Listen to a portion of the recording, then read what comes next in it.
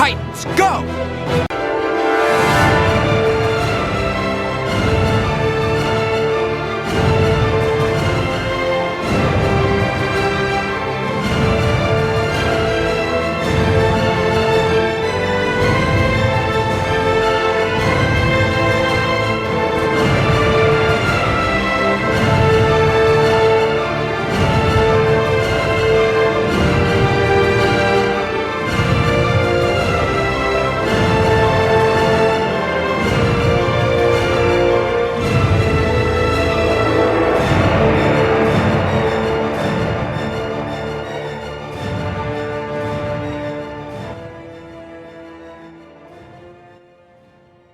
Hello again, everyone. Welcome back to Titan Talk, the Titans podcast. I'm one of your co-hosts, Charles Skaggs, back in Titans Tower once again, ready to talk some more Titans with my wonderful co-host, wonderful friend, and someone who appears to be lighting up way too many cigarettes right now, DJ Nick. How you doing, Nick?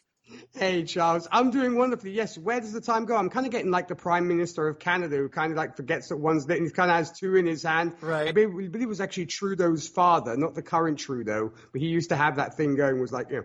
But that aside, no, I'm doing good, you know, super happy to be back. And you know what? It's so, I have to speak also for our listeners. It's wonderful to hear you driving again because you just have that energy, that very, you know, you're a great presenter there. Bob Hope will be very proud, I think. I don't know about that. Well, you know, Bob Hope is a fellow Ohioan, so I just pointing that out there for anyone who doesn't know that. Of course, I'm sure a lot of people, our younger listeners, would be like, who's Bob Hope? But yes. So fair enough. But yeah, hey, everybody, we're talking more Titans here in Titans Tower. And here at episode 61, Nick and I are going to be discussing today Blackfire.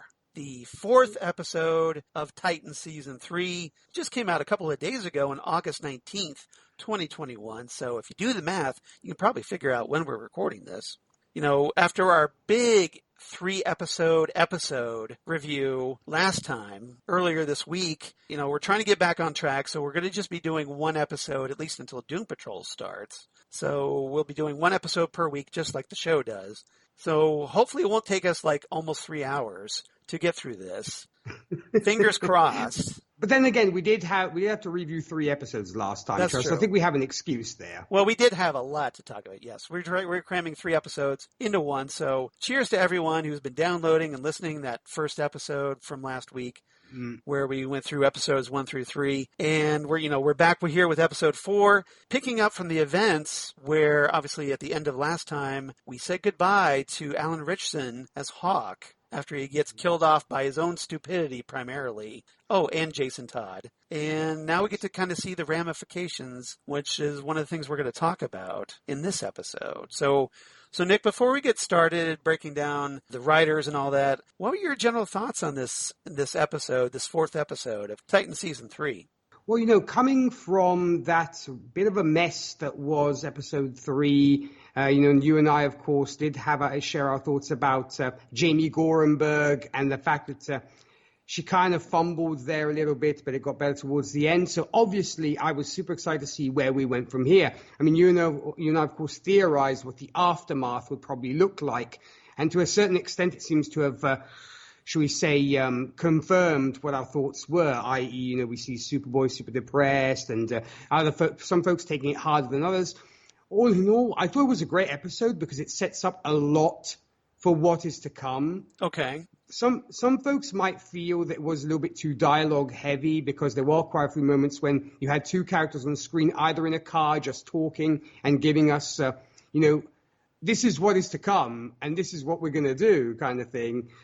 But and other than that, and there were some problems, like I mentioned, here and there that I was a little bit iffy about, but I'll get into it more when we actually dissect the episode proper.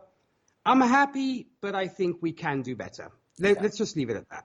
I think that's very fair. I mean, although it's Titans, so it wouldn't be a Titans episode if there weren't some problems with it somewhere.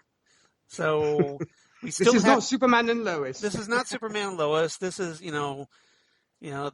I mean, okay, it's better than the Flash season 6, but That's not hard. That's very, very low bar to clear as far as I'm concerned. But yeah, it's unfortunately, we still have not gotten that perfect Titans episode. And this is definitely not one of those episodes because there are some things that I had a problem with, like you, and we'll break that down. But, overall, I think I enjoyed the episode. So I don't want to seem like I hated it to anyone, but yeah, it could have been better in certain places. And the writer in this episode is Stephanie Coggins, who is brand new to the series. So getting some fresh blood, which is great, because I think the Titans writers room definitely needs a fresh infusion right now. And this was directed once again by Millicent Shelton, who directed the previous episode, Hank and Dove.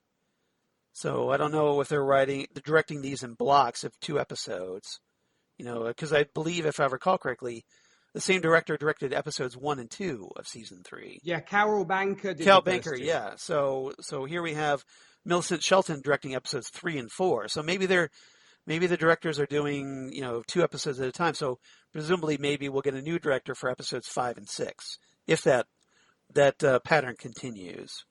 But Millicent Shelton also directed the episode EL_O. And not surprisingly, we also get the return once again of McKinley Freeman as Justin Cole as a result, a.k.a. Corey's booty call, psychiatrist. Yes. So guest cast, pretty much the actors that we've talked about, although we do get the return of Damaris Lewis as Blackfire, a.k.a. Commander. And if you're an old school Titans fan, you had to be happy that finally Corey's sister was referred to something besides Blackfire. She actually had her actual Tamaranian, birth name, Commander, given. Yeah, because I suppose when they were kids, was she calling her Blackfire? I don't know if the parents were like, Blackfire, come in, dinner's ready. Right, exactly. So, yeah, I was very glad that was mentioned. And yeah, it's obviously a reference to the word commander, kind of like, coriander being a reference to coriander. But, that's what Marv Wolfman did back in the 80s, kids. And then we also had the introduction of Kris Siddiqi, who I'm guessing we may see again down the road, perhaps, as Dr. Artie Kind. And he's notable because he was in episodes of The Boys recently. And he was also in the movie Molly's Game, featuring, I believe, Jessica Chastain, if I recall correctly. Yeah, so thought I'd mention him. He's introduced here. He's kind of a goofball character a little bit. But he works for a unnamed, shady-esque organization. And so we're going to talk about that a little bit when we get into our topics. So I get the feeling we may see him again. We'll see what happens. But yeah. So just thought I'd mention that. And trivia, we don't really have any trivia. At least I didn't have any to share this time. We kind of covered a lot last time. So we won't have to worry about that. But this time we're going to do 3 topics. And topic number 1, I thought we could do this topic I want to call elegia, which is Latin for the word elegy, if you're all familiar with that. So I want to talk about, the aftermath of Hank's death in the previous episode. So let's talk about the Titans' reactions or non-reactions. And I also want to talk about the departure of Minka Kelly as Dawn Granger as she heads to Paris, presumably for a little while. But I get the feeling we'll see her again, possibly with a new partner, as I teased last time. We'll see what happens. So Nick, what were your reactions to the way the various Titans reacted after Hank's death? Because we get to see Superboy obsessively cleaning, and Gar's like all about making pizza, and just different reactions, and it's just I'm kind of curious about what your thoughts are about how everybody's reacting to this latest tragedy.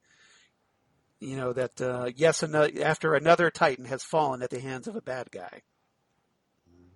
Well, you know what? From what I saw, it seemed to me like, as I kind of mentioned a little bit earlier, I think the ones that maybe took it the hardest were, of course, Superboy, Gar, and of course Dawn. And like you mentioned, of course, Superboy. And we actually said this. We're probably going to end up getting moody Superboy after such a great period of seeing him, kind of happy-go-lucky and everything else. Because here, he's literally beating himself up about it. I mean, because we'd also seen this in the previous seasons. He constantly compares himself to Superman, and he's almost like, Superman would never have failed. I have failed, because it almost seems to him like, obviously, Superman is should we say, what you have to strive to become, because you're half Superman, if you will. And you'd brilliantly pointed out the concept that he is obviously half Lex Luthor, which of course had helped him actually get to the point of solving the puzzle in the previous episode. But here he uses it as a pejorative.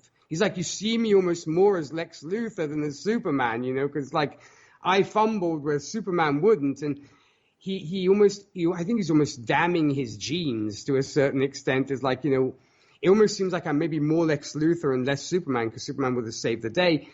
And I think Gar really tries to kind of help his buddy out, kind of be there for him, but he just sees it's not going anywhere. In a sense, he's like, I'm here for you. And Superboy just keeps lashing out at him to a certain point. And I can't blame Gar for being like, okay, buddy, whatever. I'm here for you if you need me.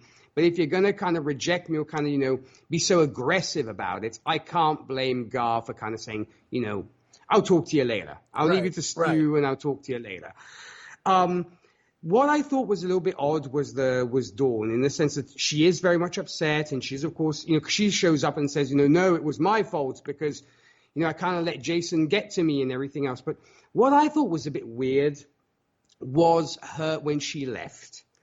I was crossing things, and I'm glad this didn't happen, that it seemed to me almost like Dick was trying to come on to her, or she was trying to come on to him. He's kind of like, come with me. And I'm like, your ex-boyfriend who you loved has just died. Let the sheets cool down a little bit, girl, Well, they did to be fair, they did break up.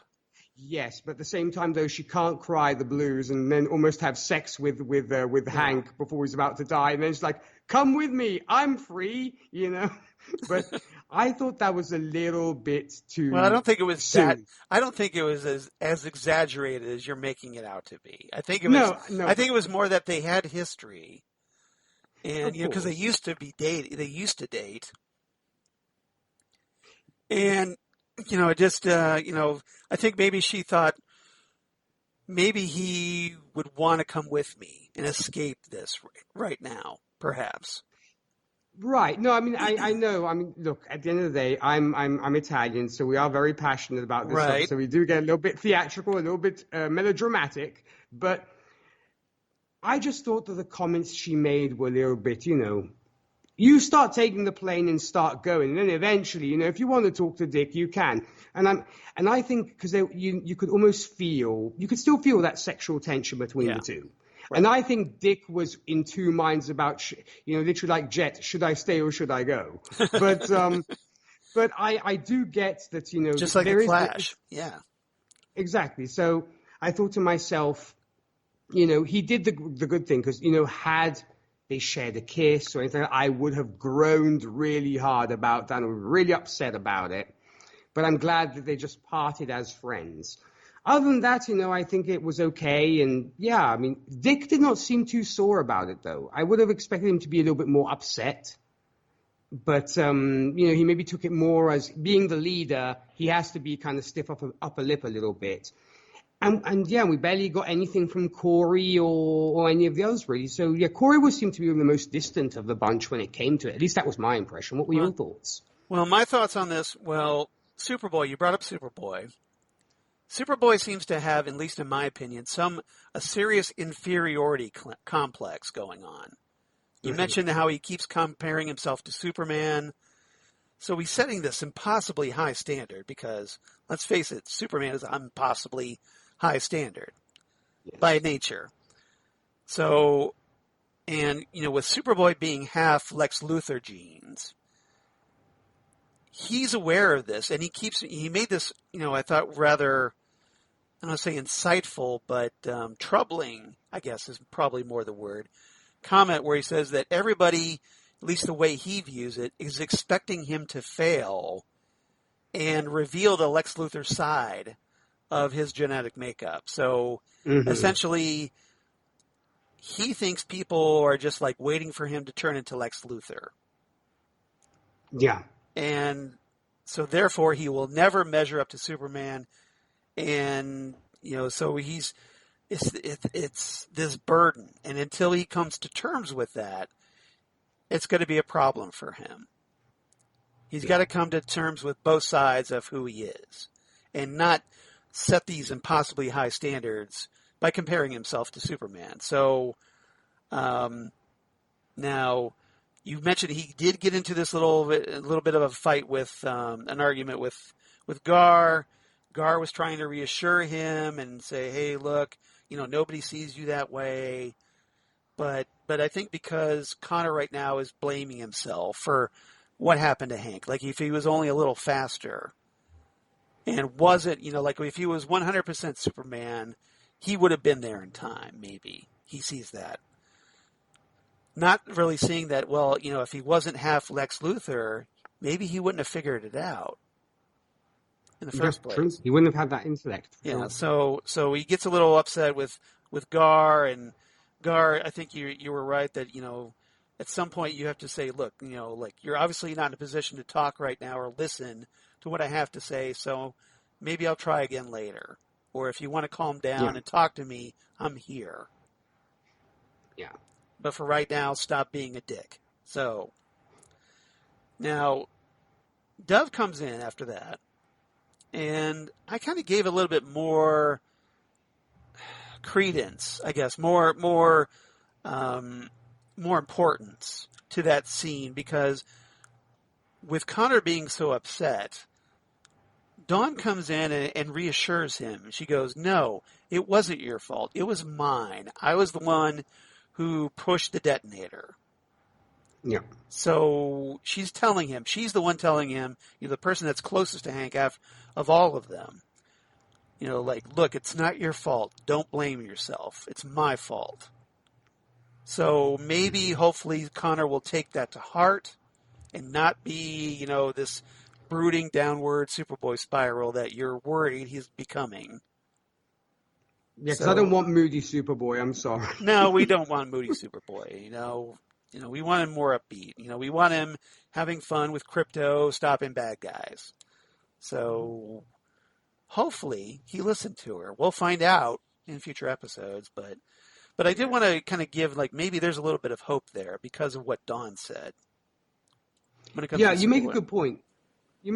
Because I think here she actually plays her role of peacemaker. Mm-hmm. When, we questioned the rather dumb decisions. Once again, thank you, Jamie Gorenberg. But here we got, right. Here she actually did play the role of peacemaker, because it's almost like, she intervened when obviously Gar and Superboy were kind of having this tiff, if you would, of kind of this argument. And she's like, chill, guys, it's not your fault, it's mine.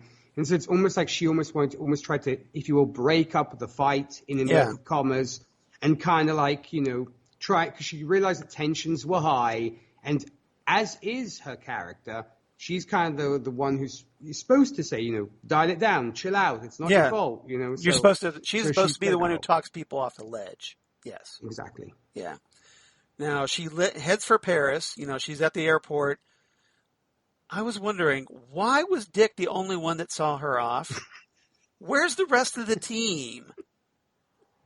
Especially right, because especially that was rude. Right. I mean, Corey's not there, Gar's not there, Superboy's not there. Where's everybody at? Excellent point. I'm right there with you. I mean, where's the support? There's supposed to be a family, but nobody's there when she's leaving the team for a while, presumably indefinitely. And, she's heading off to a foreign country to stay with family. Dick is the only one that's supportive here. I mean, it bothered me. I'm like, come on, man. But I want to reinforce that point, Charles, because you're totally right. Because, as you said, if you're a family, if you're a team, you're there to see your teammate off, especially after what she's just gone through. And even more so, if he's like a team member died, you kind of want to, give a little hug and everything else, saying, see you soon, take care, etc. Those simple little things. I suppose maybe in this case they wanted to once again reemphasize that sexual tension between Dick and Dawn, and the fact that they are still so connected. Maybe they wanted to do that, which obviously you wouldn't have had the whole team been there. Maybe could have had her put her hand on his shoulder and say, take care, or something like that, and off she goes. But I think it was also the chance of her maybe saying, you can leave this life. You don't have to be a superhero all your life, which I think is also maybe important, because that will maybe sit with Dick as things progress. So maybe it was for that, but on a purely, should we say, humane side, I'm totally with you. I was like, where is everybody? Yeah, I didn't get she was it. Going away for the day. She was probably gone for God knows how long. Yeah, exactly. We don't know how long she's going to be gone, but if it would have been one thing if there was a quick scene where she had made at least a comment saying, look, I didn't want to say goodbye to the whole team. I just wanted to do this very privately. So I was trying to sneak out of here, and then maybe if Dick figured out that she was leaving, that's why he was the only one there. But you think you would have told the others? I don't know. But it was one of the things that kind of struck me as odd.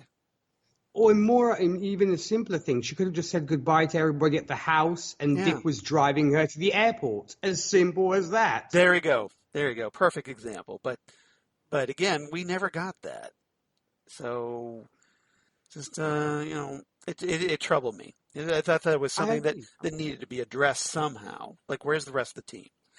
All right. And then lastly, Dick, when he's leaving after Dawn goes off on her plane, boards her plane, he gets a call from Barbara, who tells him that, oh, by the way, Jonathan Crane is being moved from Arkham Asylum to Blackgate Penitentiary because somebody tried to kill him.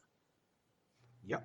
So he, peels out of there in a sports car and heads to wherever. We'll find out. But we'll talk about that in a third topic, where he goes. So that's that. So do you have any other thoughts about the way these, this aftermath of how Hank's death was handled in this episode? No, I mean, I think we pretty much covered it, but my only thing is I just wonder how far Superboy will unravel, and I just hope that folks will be there for him. I just hope we don't get that moment where he's hanging out in a seedy bar, knocking back whiskey shots and kind of picking fights at random, and then they have to bring him back and say, we're here for you. How many times have we seen that even in superhero shows and films, Charles? Tons of times. Right.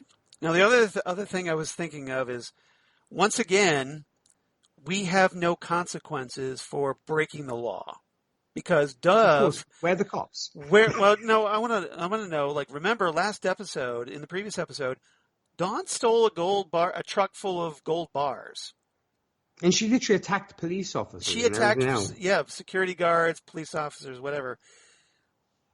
What are the ramifications? Where are the ramifications for that? Where are the consequences? She broke the law. She was in her Dove costume. So it's not like they could have trouble identifying her as far as Dove stole that truck. So not to mention, she can easily board a plane without any problem and is leaving the U.S. and everything else. So you're like, so once again, without any problems? The Titans writers may wave their magical retcon wand, and all of a sudden, boom, legal problems just vanish away. Yes, it's like kind of the star wipe thing. It's just legal problems. What legal problems? Star wipe. Off we go. Yep. Oh well, we're moving on. So, and nobody. This show defies logic at times. I just have to though. one other thing I'm just So they wondering could is just when like she do bought anything and get away with it apparently on this show. and as I said, just board planes and everything else. And speaking actually of which, Yeah. I believe, did that look like a private jet or something like that? I Yeah, believe it was. It did. Yeah, I mean, maybe it was a Wayne jet. Who knows? Maybe Dick was funding that plane trip. Probably why she could leave the country, because Probably. if she's a wanted woman, how the heck is she going to leave the country? Right. So, could be that, yes, she does have charges pending, but once again, we have no idea because the writers aren't acknowledging this stuff. And it will be forgotten. She's going to go to Paris and be able to enter the U.S. without any problem. Right. Now, like I mentioned last episode, I think because she said that she was staying with family in Paris. Mm-hmm. So, family being plural, not just her mom, Marina Sirtis' character that was introduced. So I have to wonder, excuse me, are they going to introduce Dawn's sister, Holly, and have her come back with Dawn as the new Hawk and Dove? I think it might be quite the possibility that we will get that. It would be great if we got that. Mm-hmm. Heck, who knows? They might do a gender switch and she has a brother who is an amazing fighter and everything else. Maybe. Out of nowhere, Yeah. But I could see that as well. She's like, oh, here's my brother who's like totally ripped and works out and is an amazing fighter. I just brought him over. He might be interesting, He'll fill out the suit. So, Exactly. Or some cousin or whatever. But no, I think in some form or shape that's what will happen. Either it'll probably be her sister or they'll gender switch it and we'll get a male. Because I kind of just see it as, probably somebody else taking up the Hawk mantle being a guy. Because probably it's like, it was a guy and a gal. So they probably want to keep it that way. I don't know. I mean, but I'm just theorizing here. But it could be that. Maybe it's a brother, not a sister. But I guess we'll see. I guess we'll find out. So, yeah. But in the comics, it was Holly Green. Her sister. Yeah, her sister. So we'll see. All right. Topic number 2, unless you had anything else. I'm good. I'm going to call this segment Back to Black. Nice. A nice little nod to Amy. No, not Back in Black. This is Back to Black, the Amy Winehouse song.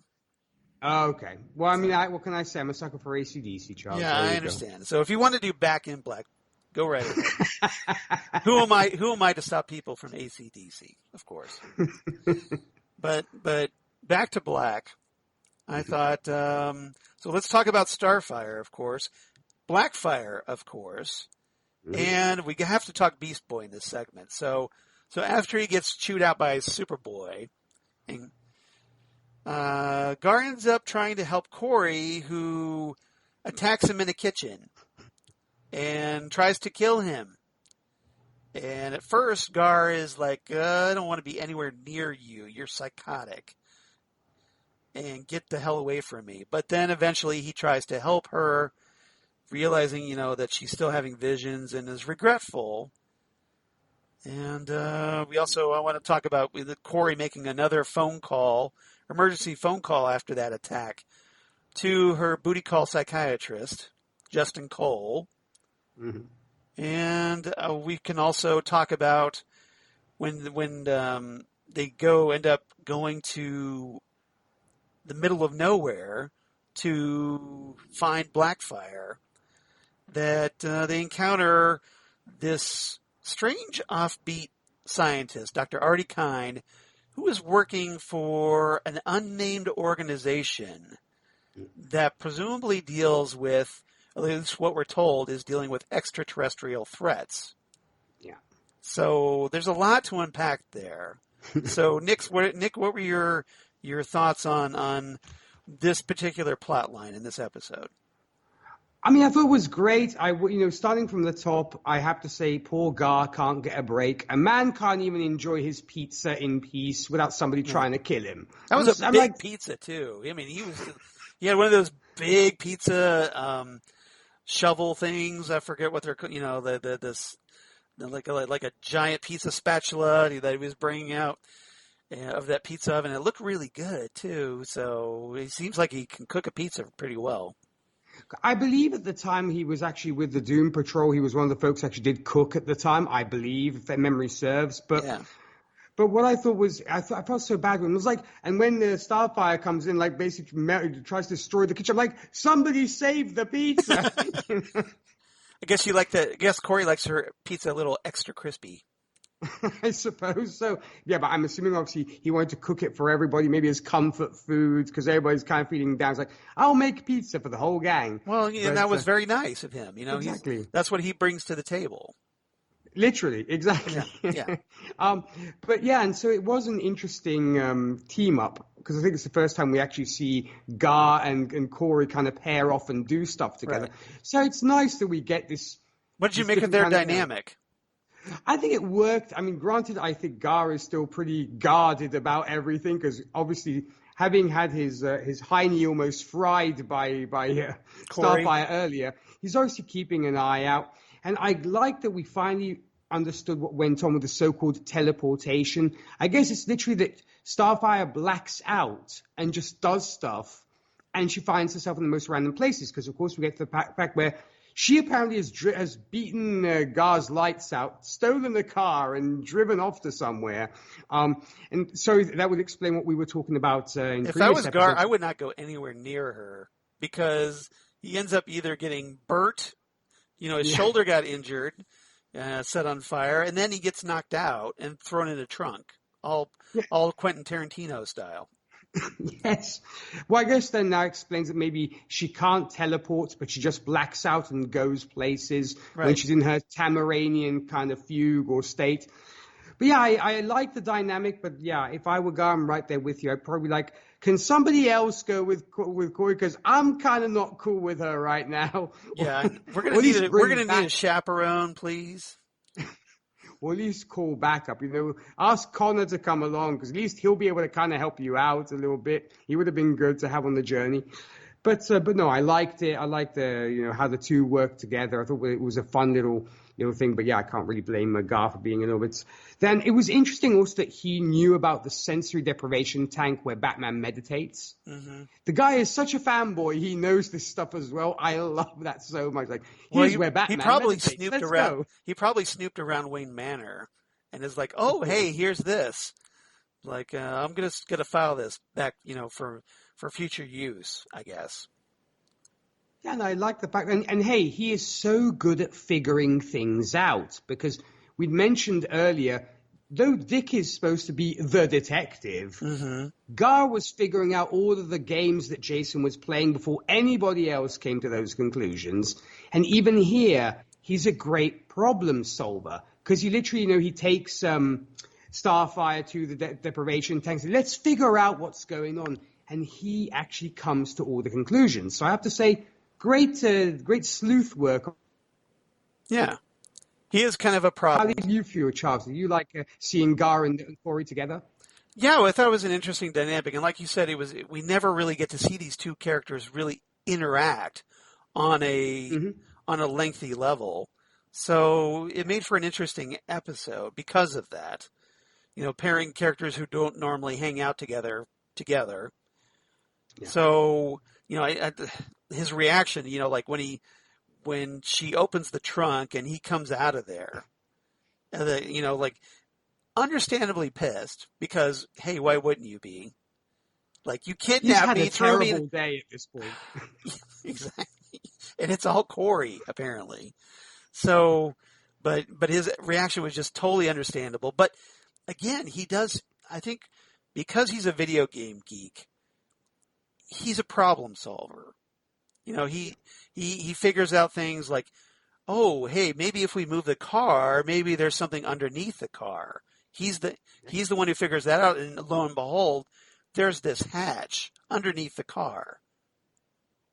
And he comes to the conclusion that Blackfire was communicating with Starfire telepathically. Right. And that's where we get the explanation that apparently Blackfire, even though her powers were drained by the cell that she's in, she still has some sort of telepathic ability to reach out to Corey. And apparently she's the one that has been, triggering those visions in Corey's head.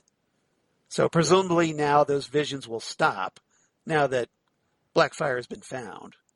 We'll see. Yes. I think they were maybe sketchy. Sorry, Charles. No, go ahead. Interrupt you. No, go ahead. And I think they were maybe a little bit sketchy, and they were kind of messing with Corey's head because Blackfire was not necessarily in control of her powers, and they were super damped down. And that's my headcanon, my theory of she's not at the height of her powers. So she probably could have said, Starfire or Corey, come and help me. I'm in prison. And probably she's almost Blackfire sense tingling. Yes. So she was probably at, super low-fi, if you will. So she kind of sent this almost scrambled set of messages because she's not able to fully do what she does. Right. So consequently, it really messed Corey up. But, she got there, found her. Yeah. So hopefully that's it. So she goes down to this hatch with Gar, and they come across this laboratory in there. There apparently is only one person manning this thing. This guy, Dr. Artie Kind, who, like I said, is played by Kris Siddiqi. And he's a bit of a fanboy when it comes to the Titans. He's like, oh my God, it's Starfire. Hey, how you doing? Oh, and Beast Boy. And of course, after Gar was kind of, ignored, I guess, when Superboy got his autograph from the cops, Gar's kind of like, oh, hey, how you doing? Yeah, thanks, man. Thanks for acknowledging me. So it's kind of like the War Machine recognition after telling his war story that nobody laughs at. Yeah, pretty much. So we find out that apparently Corey's sister is locked up down here, and they're doing research on her, performing presumably experiments, which is why Corey was having those visions of experiments, presumably. Not because of the science, like I was hoping for, but, oh well. I can't have it all, sadly. Can't win every theory, I guess. So, when Corey confronts Blackfire, she goes into her cell, and Blackfire is like, I want you to kill me because I'm a prisoner on Earth, and this is like the worst dishonor ever. Like, I can't believe I'm being held captive by Earthlings, okay? Please kill me, put me out of my misery. And Corey's like, I'm not really going to do that. You kind of have this coming to you. And they kind of get into a debate about, how they grew up and, that Blackfire, I guess, blames Corey for not standing up, to their parents for her. So there's this sisterly resentment going on. A lot of sister issues here. So what did you make of those? Well, first off, when it came, I just wanted to make a quick point about Dr. Kind. He is, major geek. Kind of a little bit Agent Coulson, a little bit, other characters. Yeah. And you do wonder how one guy like that is able to, granted, okay, here everything doesn't really have much to do, because basically all he has to do is sit back and watch kind of Blackfire in this glass prison, if you will, and just sort of, just kind of sit back, and he's probably playing Gallagher or whatever while everything's going on. Maybe he's Gallagher guy, so. I bet you he is, because he doesn't seem like he's doing much. And I have to watch this hot alien chick all day. Oh no. How horrible. What a tough job. And he gets paid for it too. And I don't have to deal with any other coworkers around. I could just be here with myself and this big console to hide behind while I'm watching her, all creepy like. Yes, exactly. So, and in fact, I do wonder this how big box of tissues nearby. Oh no! I don't put it past him. I'm not judging. I'm not judging. No, nobody's judging either. But I just do wonder how he reports and how it's evident that he hasn't had visitors in forever. Because as soon as he sees, granted, one, he's a Titans fan, and two, he sees, he's like, people, right? I remember people. It's been so long since I've talked to anyone. So, yes, I think that's why he's probably over the top as well, because he's just been so lonely for so long. So, because Lord knows how long this has been going on for. But to get to our sisterly relationship, Yeah, I mean, it's really just sort of sisters being sisters. Granted, Blackfire, I mentioned, the Italian melodrama. Blackfire's being a little bit melodramatic, let's be honest, because she's kind of... No, a bad guy being melodramatic? Inconceivable. Of course, exactly. Because as you mentioned, as soon as she sees Starfire, it's like, oh, great, now you can kill me, because I'm like, I can't do this. And yeah, I did like the dynamic because it is very much the way maybe sisters would react to kind of playing the guilt trip on each other, saying it's your fault for this. Oh, but you did this. And so it's a constant back and forth because I believe Blackfire even reminds Starfire about, she's like, you were supposed to kill Raven, and you didn't kind of do that. And so it's kind of, and I would like to have seen these girls as parents, because it sounds like these parents were really nasty pieces of work. Well, at least that's how Blackfire abused them. Yeah. So I think we are supposed to see their parents at some point, because they did cast Corey's mom, Luander. Yeah. So maybe we'll get a flashback scene, perhaps. I guess we'll see if they're really. I would love it if we went to Tamaran, but with this show, I kind of doubt it. So we'll probably get a flashback. Yeah, or the budget being what it is, I just don't think we could do. They probably can't afford it. I don't know. Probably. I mean, I don't. Well, they are on HBO Max right now, so maybe they have a little bit more in the budget than they had on DC Universe. So hopefully, but no, I mean, I did like the dynamic between the two, and I guess it makes you more interested to know about their upbringing and their parents, because, like you said, this is just Blackfire's perception of how what her parents were like. Because for all we know, they're wonderful people, and just Blackfire is bitter and jealous about Starfire. So I don't know, but I mean, I liked it. It was great to see, and I think Blackfire obviously was served way better here compared to what we had seen before on Earth. So yeah. Because there she was just kind of randomly thrown. It's like, okay, we've got so much rubbish going on. Let's just throw in Blackfire too. Right. Yeah, it's like the Deathstroke stuff wasn't enough, so we have to throw in Blackfire for no real good reason. Yeah. So no, all in all, I was happy with. I mean, yeah. Charles, did you buy the sisters' relationship? Yeah. I think it works. I mean, the dynamic between Anna Diop and Damaris Lewis was good. It worked for me.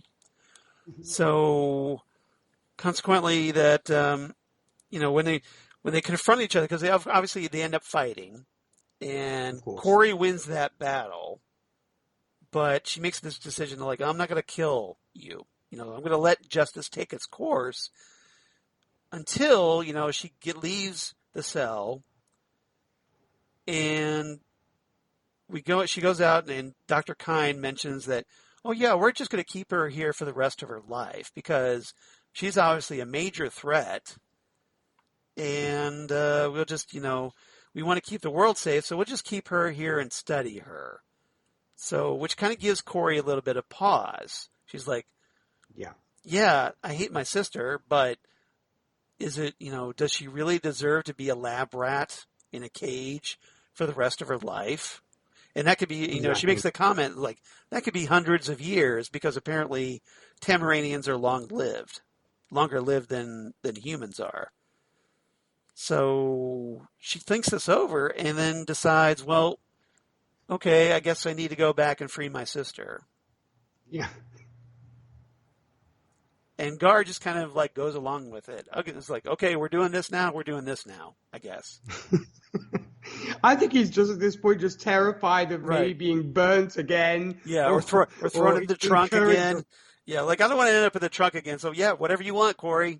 I'm right there. Or you want to break out your supervillain sister? You go right ahead. That's why I think he maybe doesn't put up a fight for that reason. No. But granted, I would have liked if he had, because it's kind of like you should have had the whole talk of, you're bringing into the fold somebody who is technically a villain, right? Right. Let's think about this. Well, to be fair, it wouldn't be the first time. I mean, they did bring Deathstroke's daughter into the group. Of course, this is true. Yeah. So, hey, I suppose and Jason Todd. Yeah, let's just make that mistake on a constant basis, and I mean, hopefully they'll. It's a brand new season. We got to bring another new, potential threat within the Titans, I guess. Of course, yeah, because you have to keep the tension within the family, right? Where everybody's like, "She's evil. What's she doing here?" and all this kind of stuff. Right. God forbid you just have a bunch of people that get along with each other. And heaven forbid. And really. leave the drama to the bad guys. I don't know, but that's me. I did also appreciate that at least we did get a mention of Jericho just for a moment, because it was like these folks have not even been mentioned. We talked about the fact that Raven we got a Raven shout out this time too. We still haven't seen Raven. We still have no idea what's going on with her, but she got mentioned at least. And as I said, I'm also glad we got mention of Jericho, because you'd think they would talk about Jericho as well, because he was kind of important when it came to the previous season. But it took Blackfire to mention him. Right. Yeah, I mean, like, what about Rose? Remember her? What about her? Where'd she go? She was, last we saw, Jericho was inside her body. What happened with that? We don't know. That's right. So I'm like, okay, well, never mind. It doesn't matter anymore. Okay. But yeah, I mean, I was okay with the whole thing, but I have to also say, come on, Dr. Kind, you can do more than that. I can't really sign off on this. You guys shouldn't really be doing this. Mm-hmm. I mean, he doesn't even have security or any sort of like those little buttons with the thing going on. What if she broke out? What would he done? He was like, "Don't leave. You can't." Yeah. Stop, or I'll say stop again. Yes, I can't authorize this. Yeah. Now he does give this this ominous warning as they're walking out of the lab with Blackfire, where he says look, if you do this, the government's not going to sign off on this, and if she goes rogue, they might not be there to help you. So what's going to happen, because they've telegraphed this a mile wide? She's going to go. She's going to go rogue, and the government's going to refuse to help. Sorry, Titans, you're on your own because you broke Blackfire out of our lab. And hey, it's a good excuse for zero consequences if Blackfire starts hell downtown and the Titans do other stuff. So at least they're covering their butts on. The government's totally ignoring it, so that's why you're not going to have a government intervention. Well, I mean, even if they did, if something happens, it doesn't matter. They'll still get away with without any consequences whatsoever. So yeah, of course, it's the Titans. It doesn't matter. Carry on. Doesn't matter. Yeah, Titans just stabbed a baby in the public square. No, that's good. They're good. Exactly. I could see the two cops kind of looking at it, going, "Oh, should we do this?" No, it's the Titans. So, what's for dinner, Fred? Right. What's your wife cooking tonight? What's on TV tonight? Yeah, exactly. All right. So, anything else about Corey, Commander, and Beast Boy? Well, I'm curious to see. It's going to be a very curious car ride home, I think, to myself. If the three are in the car, I can just see, the moment of silence, Gar in the back going, "So, what was it like on Tamarin?" or something like that. Well, remember, last we saw was Blackfire was in the back seat, and she was all like, "Your car is dirty, man. Your car sucks. Yes. Your car sucks." Oh, yeah, in fact, and obviously Gar was taking offense when it came to that. But well, no. I didn't know. I think because he knows how Corey feels about her car. So he's just like, "Oh, shit, here we go." This is going to end this is going to be the worst car ride home ever. Right. And he's right in the middle. And I think you probably have to come up with something so how about those Rangers? So what do you think the Montreal Canadiens' chances are next season? Exactly. Throwing something random in there, it's like, have you heard the latest Metallica song? Exactly. So I picked up the new Garbage album today. Oh, wait. Yeah, that kind of thing. All right. That's maybe those kind of car rides. It is, yeah. So a little awkward there, presumably. All right. So if there's nothing else, let's move on to our third and final topic. Mm-hmm. Hungry Like the Wolf. Nice. So, yes. Couldn't resist. Duran Duran classic from the 80s, I guess. So, throwing that one out. Well picked. So, let's talk about Dick Grayson, who apparently has problems with wolves and some deep-rooted troubling issues therein. Scarecrow, and let's also talk about the Red Hood, because Dick essentially uses Scarecrow as bait to try to trap the Red Hood, and because it's Titans, it all goes sideways. So, wouldn't be much of a TV show, I guess, without it going sideways. So let's talk about, so Nick, I want to get your thoughts on what you thought of once Dick finds out that Scarecrow is being moved because of an attack that we saw at the beginning of the episode. I'm curious, first and foremost, what did you make of that attack? Were you skeptical from the start on that attack that it was not legitimate, or did you think that, oh my God, Red Hood is trying to kill Scarecrow?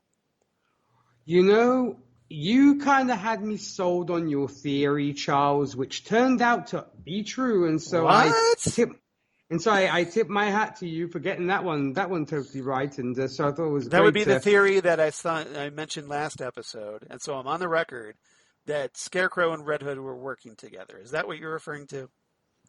Correct, exactly. And so when I saw the opening of this episode, and of course we get that Scarecrow is attacked by this assassin who apparently had been sent by Red Hood. I was like, yep, I think Charles definitely has something here, because obviously it's evident that he wants to be moved out of Arkham, and this is how it's going to go. So that's why obviously then, I kind of kept your theory in the back of my mind, and lo and behold, it literally reveals itself as the episode unfolds. So I was totally there with this is exactly how Charles had hypothesized it would be. And and I loved it. It was it's great. I mean, for once, it's actually a good story. It's a good story because great writers think alike. You're a great writer, and evidently Miss Goins did a great job too. So I think it was good this time. So I was happy. I mean, did you? Well, I suppose you had the theory, so I assume you thought to yourself, this is clearly what's going on. Well, obviously, I was very suspicious from the get-go. That they make this attack, and then all of a sudden they're talking about, the moment where Barbara tells Dick, we're moving Scarecrow because of that attack. I'm like, okay, that means that this is telling me that, during the process of transferring him to Arkham, this is when Red Hood is going to try to rescue Scarecrow and kidnap him and free him. So, but unbeknownst to the Red Hood, Dick Grayson goes to the transfer site and does it himself before Jason could. So he beats up the guards. Jason's like off in the distance, looking through a scope, and then all of a sudden, probably getting the lay of the land to figure out how he's going to free Scarecrow. And then all of a sudden, Dick shows up, not in costume, not even with a mask. So he's in civvies, seriously. Right. So he's fully, like right there. Security cameras are right there. And once again, Dick Grayson is breaking the law. Breaking the law. Good old Judas Priest. Thanks. Exactly. So you know what I was going with. So, and again, no consequences as far as I can see so far anyway. Well, at least here, Barbara did catch him, at least this time. Yes. But so we'll see if she keeps, maybe Barbara's the reason why these charges aren't sticking. But what he does is Dick decides, okay, I'm going to kidnap Scarecrow for myself and lay this trap for Jason in the middle of this cabin in the woods, in the middle of nowhere. So, apparently Batman, and as we find out through the course of the story, that Batman apparently had a, let's psychologically damage my potential sidekicks cabin, where he played all kinds of mind games with them and tried to toughen them up by having wolves chase them and force them to kill the wolves, because God knows, killing wolves is part of the Robin job description as a sidekick to Batman now. For some reason, you're going to be handling wolves on a regular basis, so you have to know how to kill them. Right. When I saw that, I thought to myself, either Bruce is a big fan of the Spartan upbringing, as in you have to throw your kids out into the wilderness, and if they come back, they're warriors. If they don't, they didn't deserve to live. So it almost seemed like he's getting like the Leonidas treatment from 300. Yeah. Where as I said, this it's all about is being Gotham. That's right. And that's why it so reminded me of, if you will, that whole, should we say, backstory part of 300, because we do see, I believe, Leonidas fighting. I don't remember if it was a wolf. It probably was. It was a bear, but it was similar to that. I mean, Frank Miller would probably be very happy having seen this and seeing, I guess, Dick Grayson plopping the wolf's head on the table. It was like, boom. So I'm like, yeah, that's very Frank Miller. Yeah. And obviously, it's not exactly the Dick Grayson from the comics, the happy-go-lucky acrobat kid from the comics. No, this one, the kid who beheads wolves. This is a Dick Grayson who apparently beheaded wolves as a child, and obviously it didn't affect him whatsoever. No. So, okay, all right. How did you feel about that, Charles? You being a big fan of DC Comics and these characters, were you okay with Nightwing being so different from what you know him to be? No, I was not okay with it. I thought, I was like, what the F is this? What is this garbage?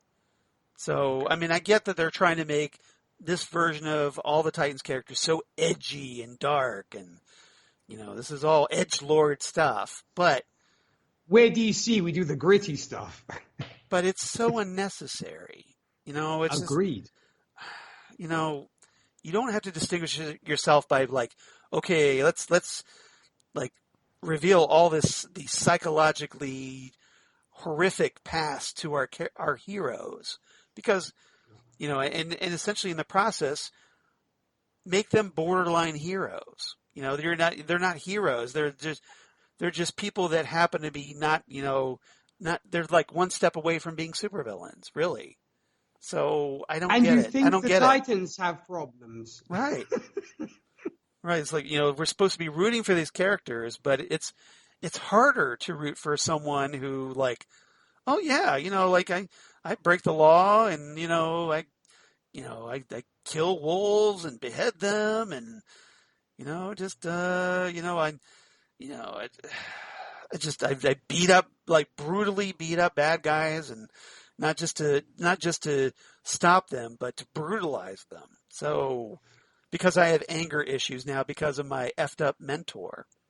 It very much reminds me, to bring up Frank Miller, what Frank Miller did with Batman and Robin. Right. Because, folks, if you read Batman and Robin by Frank Miller, Batman is a very abusive father to Robin. Incredibly dark, and, he puts him through the ringer and then some. And I know a lot of folks were not particularly happy with how Frank handled Batman and Robin for that reason.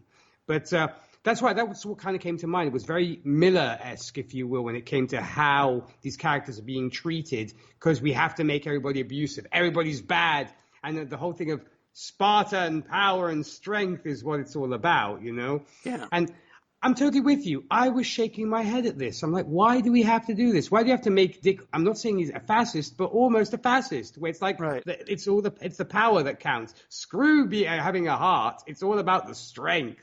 Well, it's troubling to me as a DC fan, since we're on this topic now. Yeah. When I watch Titans and I see how Nightwing is portrayed on Titans, and then I go to read the current Nightwing series. That's the Grayson series is really good. Well, that, but the current series right now that's being written by Tom Taylor and drawn by Bruno Redondo, where you have Nightwing, he's the freewheeling, happy, not really so happy-go-lucky, but he's the wisecracking superhero. When he's fighting bad guys, he's not brooding all the time. He's not wallowing in self-pity. he's a hero. And I'm like, I read those comics and I'm like, why aren't we getting this? Mm-hmm. What's wrong with this? At least as far as the Titans writers are concerned. I just think they maybe just want to, like you mentioned, go the brutal way because people seem to embrace brutality and darkness and psychologically damaged people. Yeah, and I think they think that, that Zack Snyder Justice League, got all that attention. Maybe we should be more like that. That's right. Well, maybe you don't. Maybe you don't have to. Maybe if you want to be that once in a while, that's one thing. But if you want to, be that on a regular basis, it gets to be a bit of a downer. It's starting to creep in also into Stargirl. This nihilism. Why do we need this nihilism in our superhero stories? Yeah, I mean, as I said, I'm noticing it creeping into Stargirl too. Granted, Stargirl is still really, really good, folks. I'm just saying they handle it better, but it is creeping into Stargirl too. A little bit, but I think Stargirl will, it doesn't it may hit those notes once in a while, which is great. I'm all for that, but it doesn't languish there. It moves on. And you do have some happy moments where people are actually smiling and having a good time. And I don't mind dark moments, but you have to balance that with light once in a while. Otherwise, you're like, I'm just watching something to be miserable. Yeah, correct. So very much so. What does that say about the audience, really? That hey, I just want to watch people being horrible to each other all the time. It is a little bit heavy-handed when it comes to darkness, for sure. So that's me. That's me off my soapbox. Sorry, everybody, but just kind of got on that tangent a little bit. So okay, so Dick lays this trap out, and this is where Scarecrow tries to because he's trying to get into Dick's head. And for one thing, one of the things I was grateful for is that we finally get an explanation of why Scarecrow knows all of this stuff about Dick Grayson. Mm-hmm. And why Dick seems so comfortable dealing with Scarecrow as Dick Grayson without his Nightwing costume. And the reason is that we figure Dick actually figures this out. So hooray for Dick Grayson being a detective here. I will give points for this. At least he learned from the world's greatest detective, i.e. Batman. Right. So for everybody that's been wanting Dick Grayson to be a detective, finally he's a detective, and he lays it out pretty simply. He goes, look, I figured out that you're working with Red Hood, okay? I know you guys are working together, and so as a result, he knows that Jason told him everything. Yeah. And that's one of the things that when he's fighting with Jason later, he goes, why did you tell Scarecrow all our secrets? Yeah. He mentions that. So he knows that there's no point in trying to conceal his identity for Scarecrow, because Scarecrow already knows it because of what Jason told him. He figured this out because Dick was being a detective. So I've got to give points there for that. I totally agree. That is consistent with the character. Yeah, and I appreciate he didn't sort of pussyfoot around too much, and you kind of let's get right down to the point. I know exactly what you're doing. And speaking of which, there were some fun little moments where, he doesn't bother, he kind of sets, he leaves Scarecrow in the car, and when he goes off to kind of open the cabin, and my first thought was like, you idiot, why are you leaving him there? You could probably run out. And of course, Dick is prepared for this, because Scarecrow runs out, and Dick kind of is just waiting for the trap to be sprung, and in fact, of course, Scarecrow ends up in the little net. Same thing when he's off to battle Jason. He knows there's an electrified fence that Scarecrow won't be able to pass through. Right. So I did like that. Yeah, he has his contingency plans. At least he was thinking in that regard. Because otherwise, by the end of this episode, he wouldn't just have lost Jason. He would have lost Scarecrow as well. As far as we know, would have been in the wind. As far as we know, Scarecrow was knocked unconscious, right, by that invisible fence. Yes, exactly. So, I mean, at least, as you said, there are positive points on that Dick, like his mentor Batman, does have contingency plans and does know the lay of the land and he knows wasn't there's a complete traps. Moron, really. Yes, Yeah. exactly. So I appreciated that, but yeah, and the talk was good. I did like also. What did you make of also Scarecrow that trying to also- manipulate Dick? This is the kind of Scarecrow that I do enjoy because, as I mentioned, in our previous episode, I'm a big fan of the Jonathan Crane character, and this is the kind of thing that Jonathan Crane does. Especially, this made me was very reminiscent of Scarecrow in No Man's Land, where he literally turns people against each other within his, should we say, mini episode within the huge sprawling saga that is No Man's Land. Within his story arc, yeah. And he does that very much so. And I love that we get to see the master manipulator side of Skaggs. Because, at the end of the day, he's a psychiatrist. Yeah. So he knows what strings to pull, what buttons to push, and so on. So I thought it was great. This is a great portrayal, I think, of Jonathan Crane. I doubt we might see him with the mask and everything else, but I like this character. I think it's well played. I hope we do get to see him in the Scarecrow mask. We'll see, but I hope so too. I feel a little cheated if we don't, at least for a little bit. True. But I was happy with it, and I did like this battle of wills, if you were, and also the fact that Dick is totally, he can play. Yeah. He steps up to the game and he's like, you're not going to fool me. So I really, really like that. Yeah. So Dick ends up dressing Crane up as himself. Like he puts on, I guess he gives Scarecrow a spare set of his clothes to go out and essentially fool Jason, who he knows is off in the distance watching, thinking that Scarecrow is actually Dick Grayson. So consequently, this gives Dick the opportunity to change into his Nightwing suit and go after Jason in the woods. Right. So he attacks him. They face each other once again. Like I said, Dick yells at him for why did you tell Jonathan Crane everything? And Red Hood makes all these parallels between him and Batman, which, gives essentially creates an opening so that where Jason puts his gun to Dick's head. Yeah. And it's unknown to Nightwing, though, he's being watched, because apparently the GCPD, thanks to Barbara, and has managed to track down his location. And this remote cabin in the woods and as a result, they sent in, I guess, a sniper team to take down the Red Hood. Barbara, and then I think this is where, Dick and Barbara are now even when it comes to screwing things up. Yep. After, Dick and the Titan screwed up the bank thing. Yes. I think now Babs is kind of she makes this call, okay, she gives the okay to try to take Red Hood down with a sniper, and instead the sniper shoots Nightwing. By mistake. Yes, exactly. I literally thought to myself when this happened, I thought to myself, okay, it's 1-1 back to center ice. Because now you've both made, you've both screwed up, okay? Yes. Yeah, so Nightwing can go you shot me, you a-hole.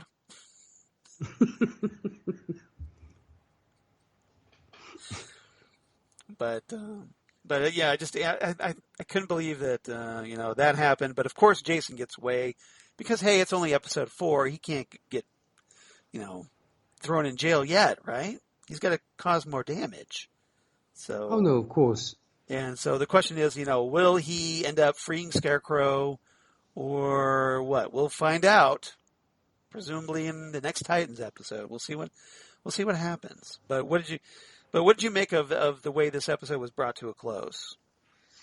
I mean, really, is that the best sniper they have on the GCPD payroll? Yeah. Come on. One guy's in red, one guy's in blue.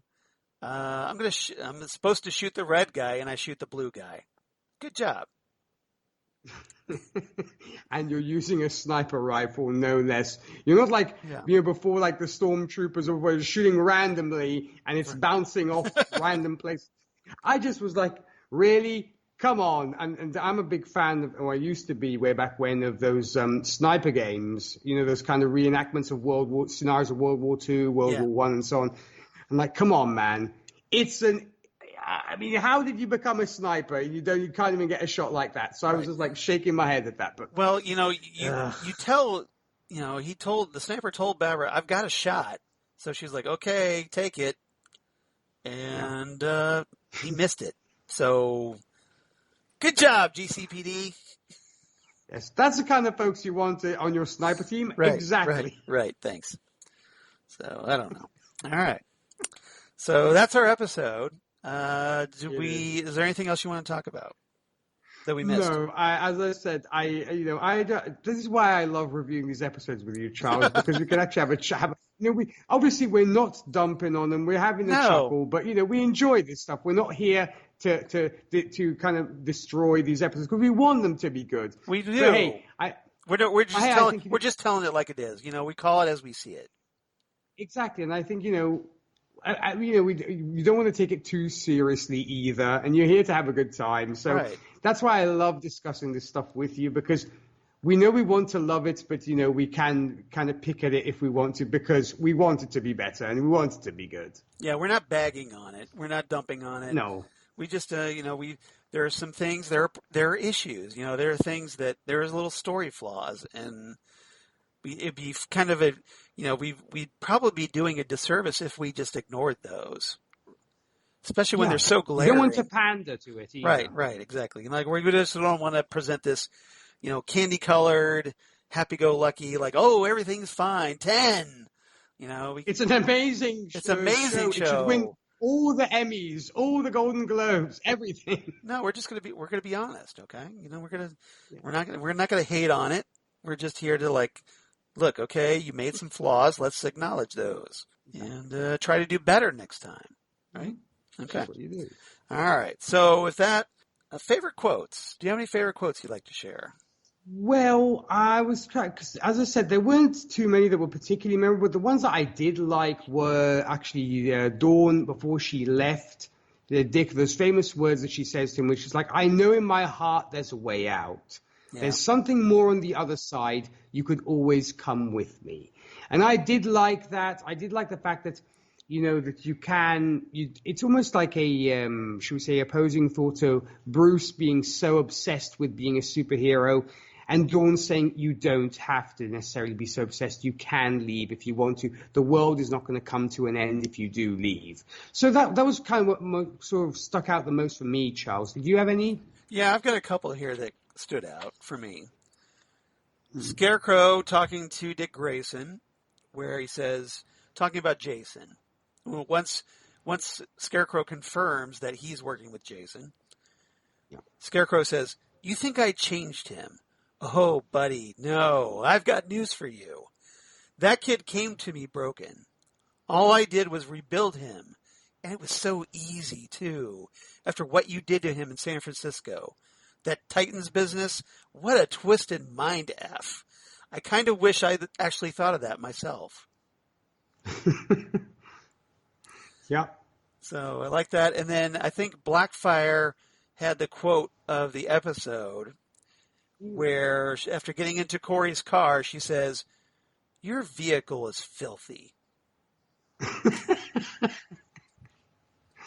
I like this, your vehicle. I thought it was nice. Yeah.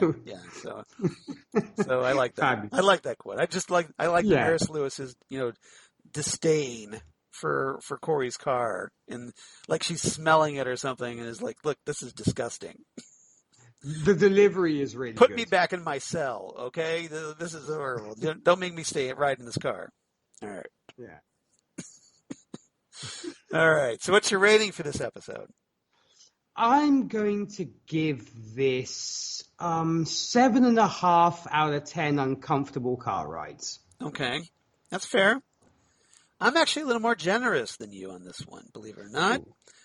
So I'm going to go with 8 out of 10 booby traps for escaping bad guys. Nice. I like the fact that, I was a little worried, like you said, when Dick left Scarecrow in the car unattended. Like, okay, he's going to make his break for it. But then I saw Dick do that little small wry smile. Yeah, he almost kind of like that knowing smirk on his face. Like knowing exactly what's going to happen. So I'm like, okay, he's got this covered. That's cool. He was kind of like, wait for it. And I was reassured. Wait for it. Yeah. Titans Tower news. So, I don't have any new Titans news, but I do have a little bit of Doom Patrol Season 3 news that I thought I'd share with everybody.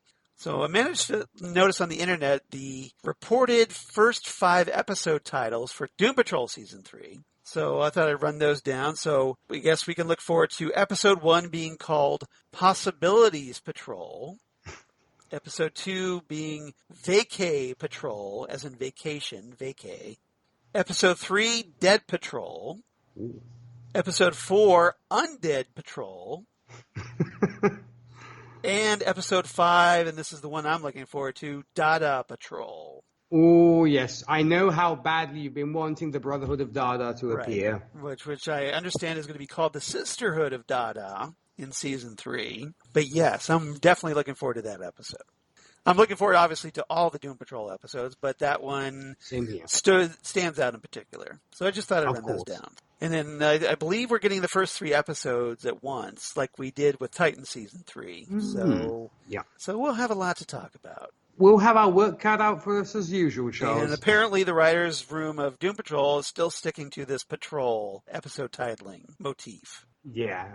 I mean, I guess I see the shtick that they're trying to follow, which I guess is kind of nice. But it's kind of lame to me, but okay. I guess you can only do it for so long. Yeah. First, if you did it for like the first season and moved on, that would have been one thing. But now, here we are in Season 3, and it's like, okay, let's get a little more creative with our titles, I guess. Yeah.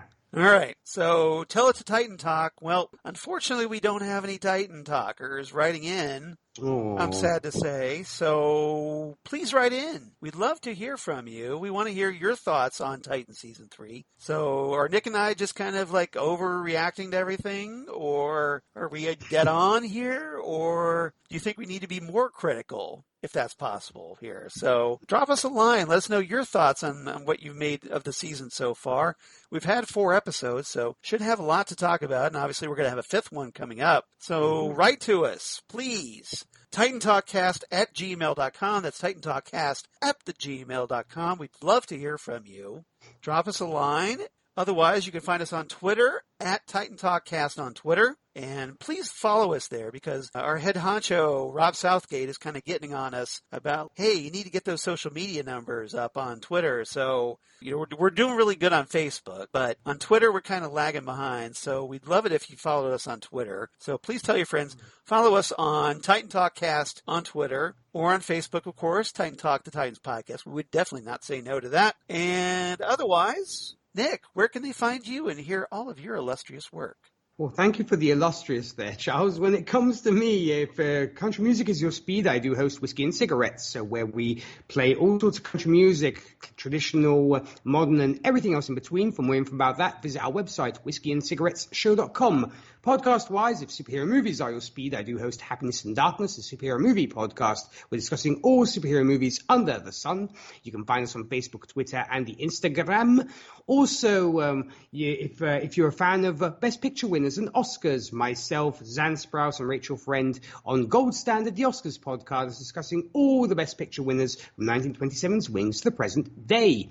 We just finished wrapping up Gigi, and coming up very soon, we will be discussing Ben-Hur. Of course, the big epic with Charlton Heston and so many more great actors. So that's the chariot race. Yeah. Exactly. Your eyes are full of hate, 41. That's actually one of my favorite quotes, but that said, but yeah, that's Gold Standard, Happiness and Darkness. And if you want to check out what I sort of randomly post on Instagram, you can find me at DJ Nictogram, where I just sort of share my love for movies, comic books, and everything else and more. And what about you, Charles? Well, Nick, as for me, of course, you can find me at Charles Skaggs on Twitter, at Charles Skaggs on Instagram, Facebook, of course, Charles Skaggs in Hilliard, Ohio, and my blog of the Geeky Things.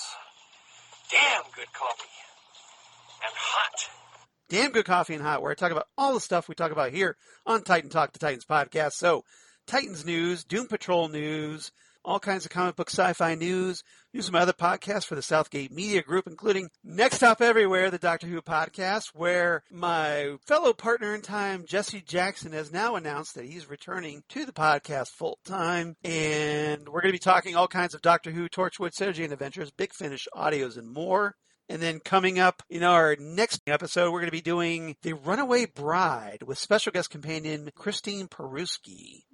So we just finished talking the arc with John Takis from the William Hartnell era, where Jesse made his return and is, like I said, coming back. So definitely looking forward to that. So we're jumping from the Hartnell era all the way to the David Tennant era to talk the first appearance of Catherine Tate as Donna Noble. So that should be a very fun time, I think. And then Ghost with the Twin Peaks podcast, where right now Zan Sprouse, my wonderful co-host, wonderful friend, we're kind of taking a little bit of a hiatus right now because sadly, and I want to give a special shout out to her because she and her husband Chris lost their cat Jessbelle this week. This is on top of my wife Lori and I losing our cat Keiko. So I obviously understand exactly how they feel right now. So our deepest sympathies go out to the Sprouses right now. And consequently, we've got Ghostwood on hold and also Drunk Cinema, our little side gig that Zan and I do. We're on temporary on hold. Hopefully we'll be back soon. Whenever Zan is ready, it's up to her as far as I'm concerned. So as soon as she's ready, we'll be back. And, on Ghostwood, we'll talk more Twin Peaks and David Lynch. And then on Drunk Cinema, obviously, we're going to talk our favorite movies and enjoy some adult beverages and have a lot of fun. But in the meantime, you can enjoy our episodes that we've already recorded. And I'm sure Zan would appreciate that if you did. Of course. Otherwise, that's it for me. Nick, any final thoughts before we sign off? I just obviously wanted to pair your thoughts when it came to Zan, of course, with mine too, because of course we're definitely sending long life wishes to the Sprouses official for their recent loss, and of course thinking of Zan, if you're listening, of course we're always thinking about you. You're a wonderful person, you're a joy to podcast with, so definitely hope you'll be back on your feet soon. It's a tough moment, but you have tons of great people in your corner ready there to support you. So I just wanted to add that as well, and of course it's just a joy to podcast with you, Charles. And always have a great time. Well, thank you, Nick. And yeah, Zan, I don't know if you're listening, but we love you and we're here for you. So just know our thoughts are with you. And then everyone else, thank you so much for listening. Last week we talked about how we've been off for a year, so it was great to see the download numbers come in for our most recent episode. So it's great to know you guys are out there and wanting to know what we have to say about Titan Season 3, and hopefully this episode is no different. So I want to thank everybody who's shared our links with their friends out there on the internets, and thank you for your patience as well. We don't want to take you guys for granted because we know like I said, we were off for a year, so we were hoping you would be back. So we're glad that you are. And hopefully now that with Titans in full swing, we can grow our podcast audience again as we talk Titan Season 3 and Doom Patrol Season 3. So we can't do that without you guys. So thank you again. And thanks for all your support.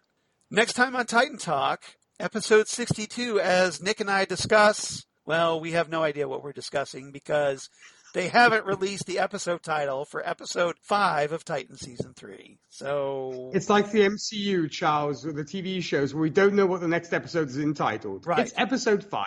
Episode 5. That's all we know. So the 5th episode, maybe more with the Red Hood, maybe more with Scarecrow, maybe more with Blackfire. Be nice if we got to touch base with, Raven, what she's up to, because she hasn't been in the first 4 episodes. It'd be nice to hear from her. And see her. So fingers crossed, everybody. And when it happens, we'll watch it and we'll come back in 7 days to talk about it. So everybody, thank you so much for listening once again. Come on back next time, episode 62 for episode 5 of Titan Season 3, right here on Titan Talk, the Titans podcast. Goodbye, everybody. Ciao.